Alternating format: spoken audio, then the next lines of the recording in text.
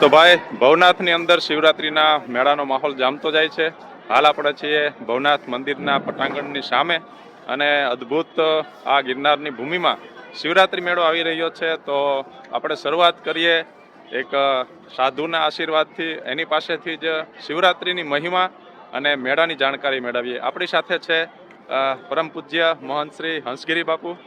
તો બાપુ, આ મેળાના મહાત્મ્ય વિશે અને આ વખતેનો મેળો જેને મીનુ કુંભ નામ આપવામાં આવ્યું છે અને અદ્ભુત આ મેળાની વાતો છે, તો એના વિશે આપ સૌ દર્શક મિત્રોને આશીર્વચન રૂપી બે શબ્દો કહેવા વિનંતી કરું છું. શિવરાત્રિ 2026 અત્યારે અમે છીએ ભવનાથ મહાદેવના સાનિધ્યની અંદર, ગિરનાર તળેટીની અંદર.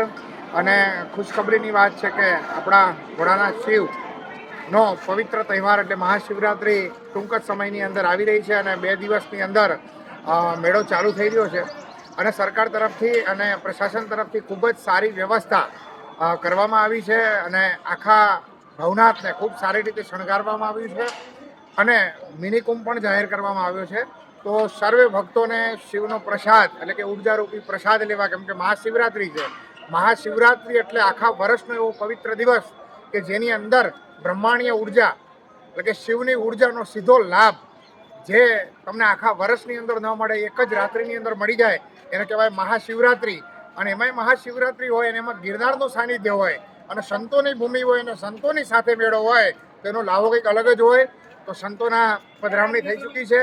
તમે પણ મહાશિવરાત્રિ 2026નો લાભ લેવા પધારો. જય ગિરનારી, જય ભોળાનાથ.